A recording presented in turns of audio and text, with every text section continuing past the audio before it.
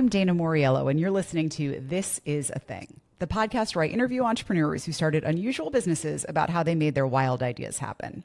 Today, we're talking to Dasti Llenga, founder of American Liquidations.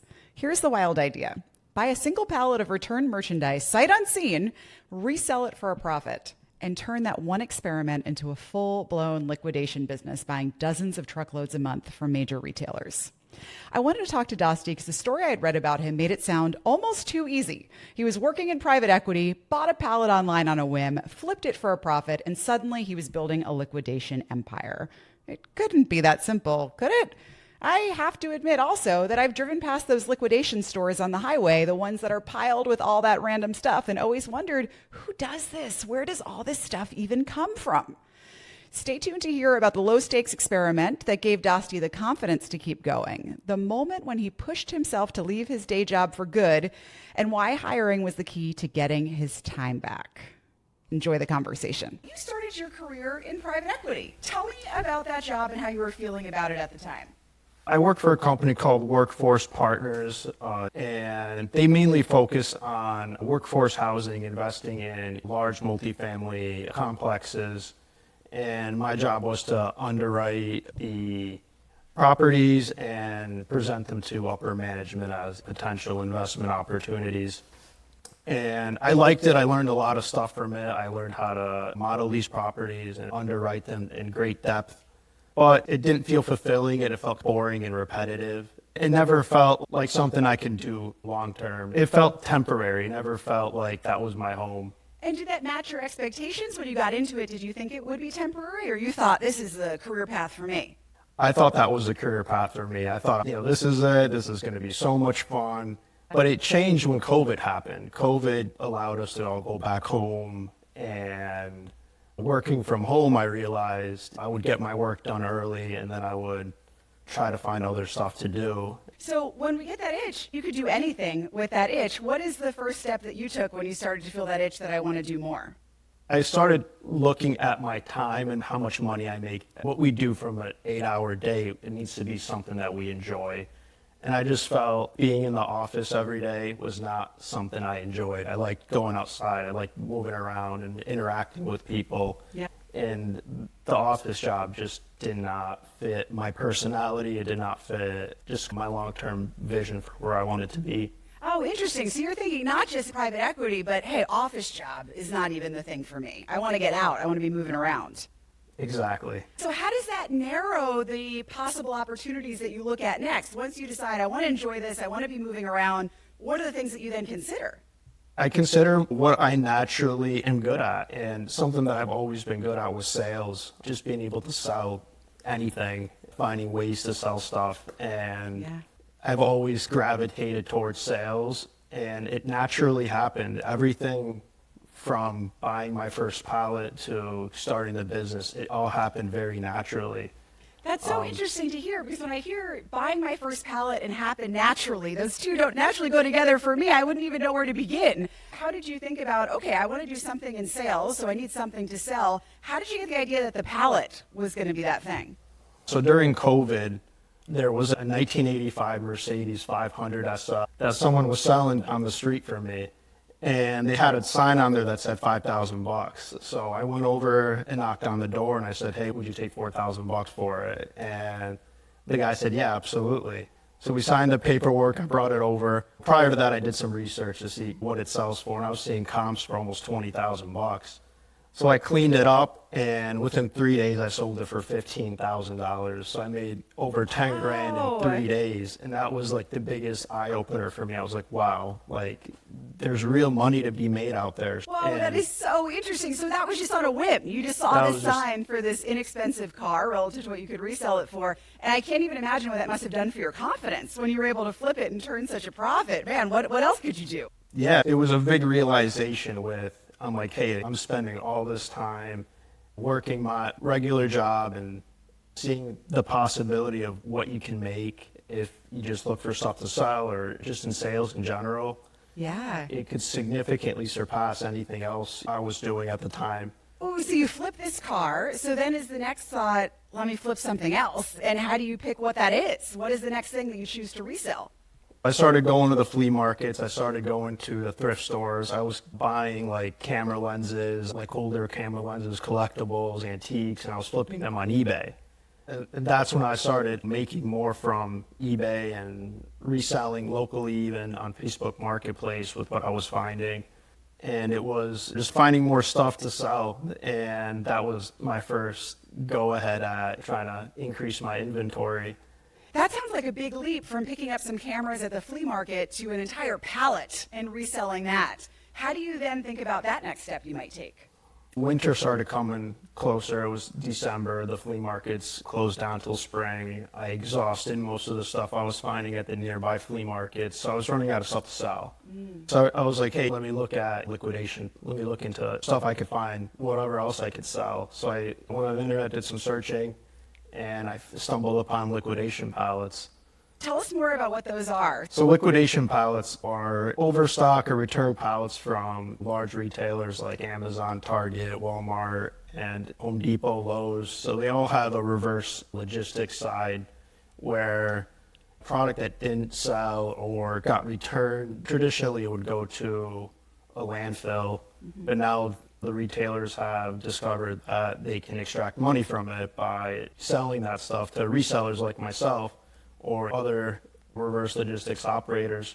So anybody can buy these. This is on the open market for anybody with the money to buy them. You can go on platforms like Bstock, and liquidation.com has them, but that's usually for a smaller scale. If you want to scale, you would want to get direct contracts with the retailers, which we've been able to accomplish. Sure. I'm thinking for that first pallet, though, there wasn't that much friction. You were able to look online. You were able to find a pallet that was available. If you could afford it, it was yours. Did you know what was in that first pallet that you got? Yeah, so I did know what was in it. It was a bunch of soundbars, but it wasn't really specific on conditions or what the boxes look like. So when they came in, it was just a bunch of loose soundbars out of the box in a pallet. And I was like, oh boy, like this is going to be impossible to make any money on. I just took a picture of the entire lot, put it up on Facebook Marketplace, and marked it up $1,000 more than what I paid for it, and the post just blew up. I got hundreds of messages over the course of a couple hours, and less than a week later, someone shows up and says, hey, I'll trade you, I'll give you $1,000 and a Ford Escape. And I said, okay, no problem. I see a theme here of you flipping cars. Now I'm going to be a little surprised your career didn't go in that direction. So you said yes to this car. This winds up being a profitable deal for you for the cash plus car, I assume? Yes, okay. I made like $1,000 on it. I didn't kill it, but it was still money. But it was a proof point that you could flip these pallets. And what type of buyer did you find for loose sound bars? I think the guy was a flea market guy. He was trying to build his inventory for the spring. So I was like, yeah, no problem. Here you go. All right, so now it sounds like you have this growing track record of you've been able to flip a car. You've been taking things from the flea market and reselling them profitably. You just did your first pallet. At what point do you say, hey, I think this could be more than a side hustle. I think that I could make this a business. So I started getting reached out by other people on Facebook Marketplace who wanted to buy stuff at larger scales. So I decided to say, I'm going to buy some more stuff. And I bought a truckload of Costco returns and loaded up my parents' garage. And so I decided to say, hey, let me post this stuff. Let me see how quickly I could sell it. I was able to sell through that stuff in about a week and a half, and I made over $6,000 doing it. That was probably the moment I realized, if I can make $6,000 in a week flipping this stuff, the possibilities here could be huge. What felt unique about that flip that was different than the ones that came before? That became the turning point where you're like, I wasn't ready to quit my job and make this full time previously when I did the other pallets, but this, now I know that it's the time. It wasn't just that. They were trying to get us to go back into the office. Okay. I was like, decisions are never that simple. So you have opportunity on one side that you want to run toward, but you also have something you don't want on the other side.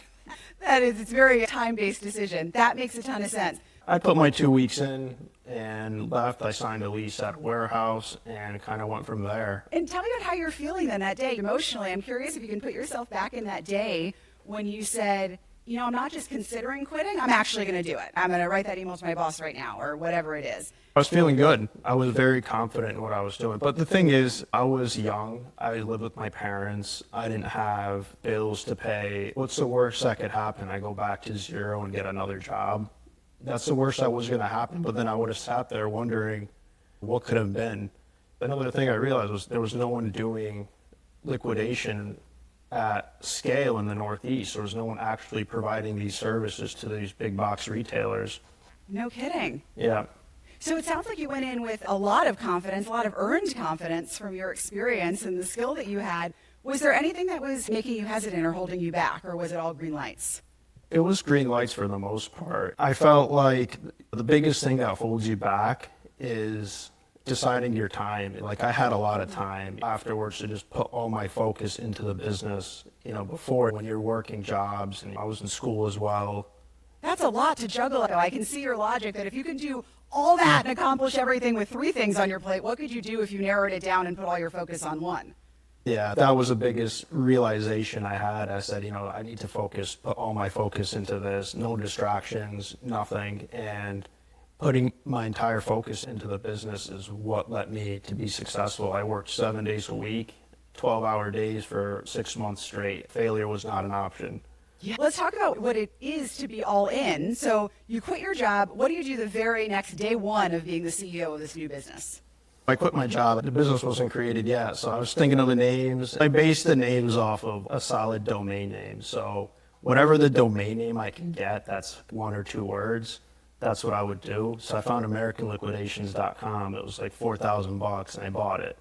I like that. I hear that so often from entrepreneurs, and I do the same thing myself, that often the first step is wanting to feel that sense of identity. So you're like, well, this isn't a thing unless it has a name. It has to have a website and a name, and then it's official, right? It's almost less about incorporating and more about having the identity of what this business will be. Yeah, exactly, because people are going to search for you. You want to be searchable on the internet so you can increase your business. And yeah, having that sense of identity, it also builds trust. Having a solid domain, I think, is worth the investment. So from there, I can see you kind of have 2 diverging paths. You could continue to build linearly, like when we get one more pallet, then another one, then another one. Or you could say, I'm on a totally different trajectory now. Let's get a warehouse. Let's hire people. Let's go big right away. How are you thinking about how to scale at this point? After I got the basic stuff down, the business paperwork and the logo and all that, I was looking for warehouses. And some warehouses were very expensive. So this was the first realization, just to point that out, that this can't be in your parents' garage anymore. That's switch 1 from what it was as a side hustle to now a full-time business. Yes, exactly. Okay. I didn't want to keep bringing people to my parents' house. They were Fair like, enough. stop bringing people here. Fair enough. So you need a warehouse. So getting a warehouse, I imagine, it's not cheap. Do you start looking at investment at this time, or is this all reinvesting from your revenue and savings still? This is all from my personal savings and money I've made from flipping pallets and other stuff. Got it. And how did that feel walking into a warehouse and saying, this is mine? That's just so big time compared to doing this out of your house. Even if you're doing the exact same actions, doing it in an official space, I imagine, has to feel different.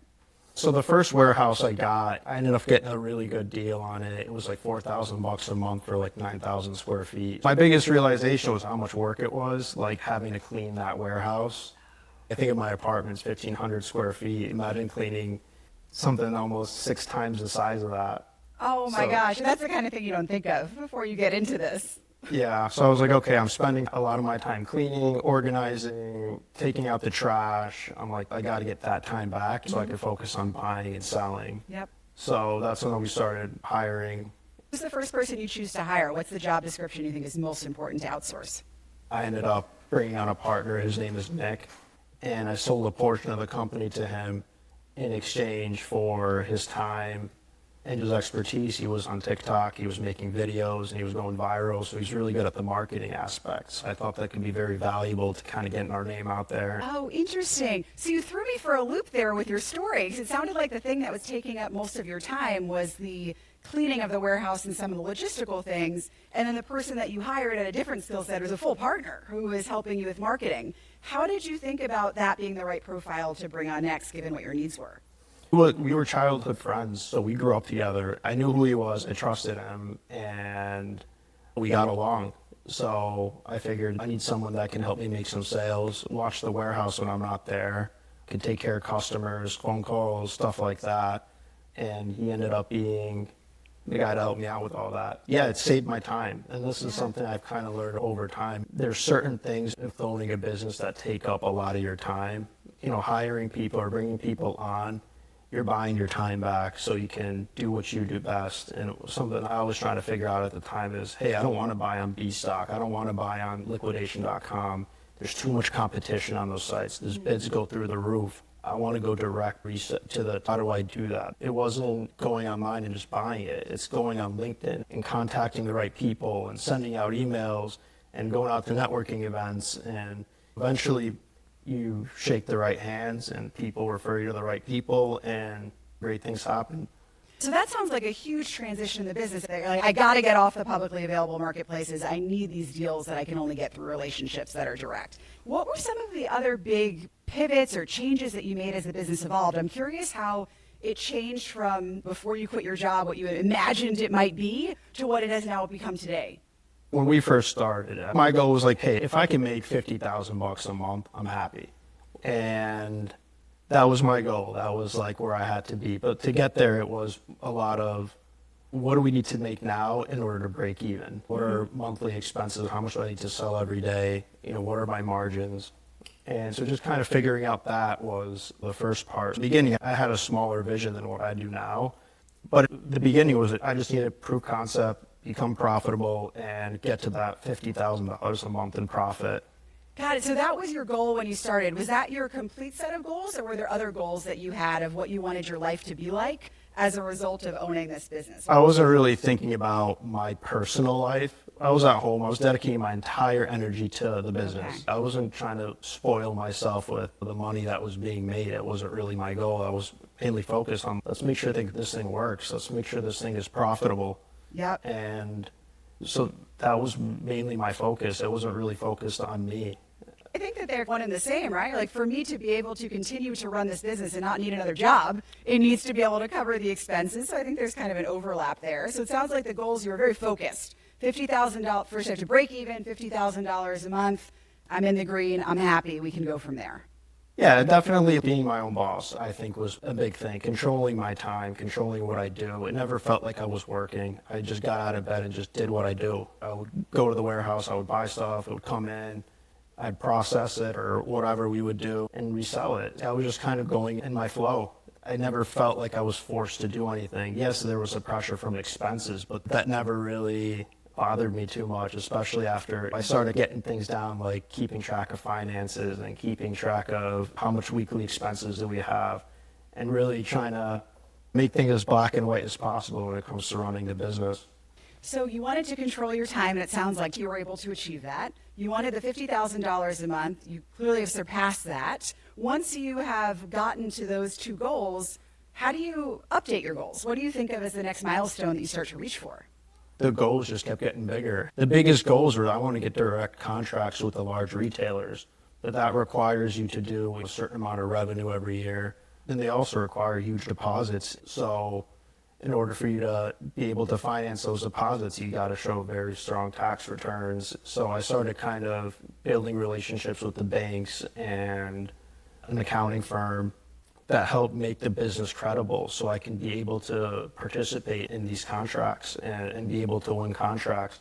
So I think my biggest goal was obviously make sure we're not losing money, but it was get direct with the retailers. That's where the money is. And once we got direct with the retailers, things changed. Things became significantly more profitable. I was spending my days and weeks trying to find, hey, what am I buying today?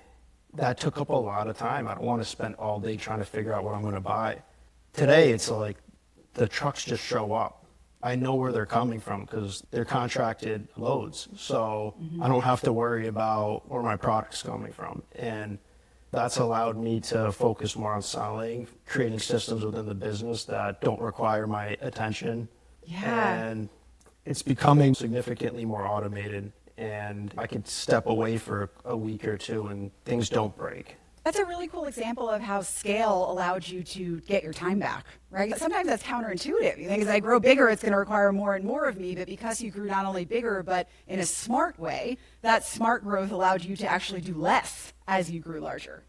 That's exactly it. Solidifying the supply chain of what's coming in, it allows you to put systems in because now everything that comes in is expected. You can predict what comes in. So the more predictable you can create your business, the more you can scale it. So as you scale, does this also require you to be growing your team as well? Yeah, so the team has grown exponentially. Right now we're touching about 100 people across our stores and warehouse. Between the stores and the warehouse, we have almost 200,000 square feet across Connecticut, and we're still growing. We got a ton of new contracts that we're starting this summer, and that's going to require more space.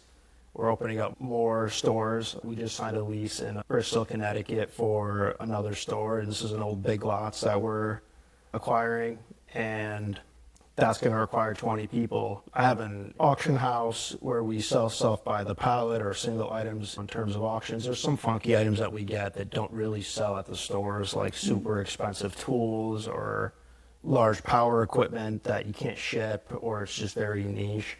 So putting it on the auction, it allows us to expand our local auctions too. People come in locally. So we do that. We have a Whatnot channel. Whatnot is like a live auction. So someone will come up on camera, will hold an item. I'll be like, hey, look at this drink. And then people will start bidding on the drink live. And now eBay and TikTok are copying them with eBay Live, TikTok Live, where people can do a live stream of them selling random stuff. eBay, we're doing eBay, and then we have wholesale, our wholesale division. So we don't process everything we get. We get so much merchandise that we're able to fill our stores, fill every aspect of the business, and then we have extra. So we sell to other liquidators who aren't able to get contracts, other auction houses all over the country. So it sounds like you've expanded dramatically the number of distribution channels that you have, the number of ways you can reach customers and different types of customers, in addition to expanding the type of access that you have to the goods themselves. And so along that path sounds like tons of growth, lots of changes to the business. What of those changes surprised you the most that you would not have predicted when you got into this business?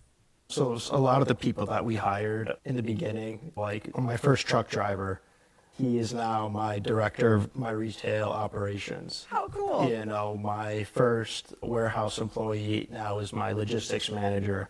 And kind of seeing the people that started with me and seeing how their lives have upgraded and changed over the years that we've grown. I never would have expected it. I never thought that the people that started at the bottom would rise to be leaders today in the company, which was great to see. That says a lot about your leadership, that they stuck with you and they wanted to grow with the company. That's very cool and very rewarding. Yeah, it definitely is. It was amazing to see.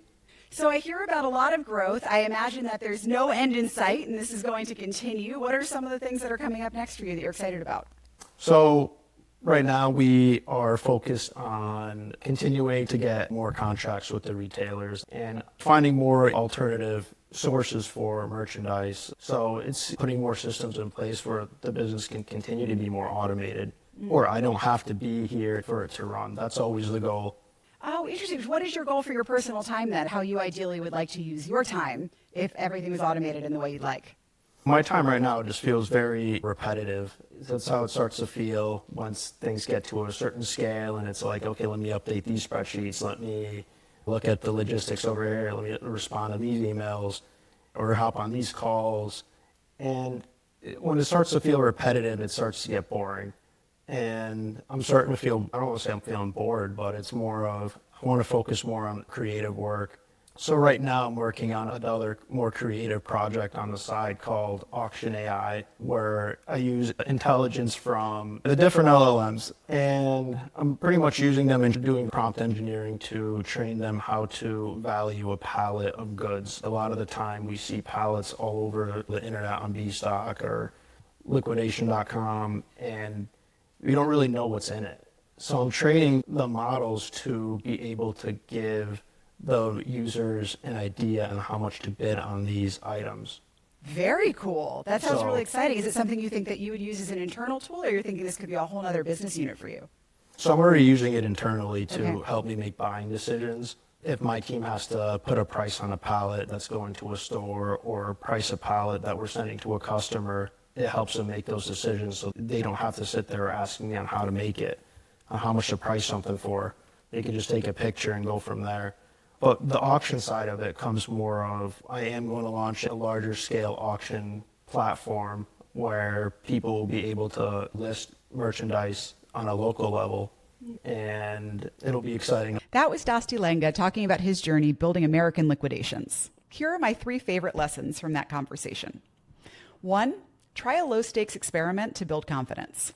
Dasti had a hunch that he might want to start a business that leveraged his interest and skills in sales, but he wasn't sure what that might look like. So he started small. He bought something, he resold it, and just saw what happened. After he flipped a used car for sale on his block for $10,000 in 3 days, he knew he might be onto something. 2, sometimes it's the perfect combination of running away from one thing and running towards something else that spurs you to act. Dasti was getting excited about the potential of building a liquidation business, but he didn't quit his day job right away. When his employer changed its policy and insisted everybody return to the office, that was the final push that he needed. Not only did he have something that he was excited about running toward, but he also had this scenario that he actively wanted to run from. That combination made him act. 3, hire to buy back your time and your joy. One of the things that surprised Dasti the most as he expanded the business was how much of his time went into the logistics of just running a warehouse. He realized he needed to hire so he could buy back his time and focus on the things that were highest value and the things that he really enjoyed the most. This is Dana Moriello, and I can't wait to see you next week on This Is a Thing.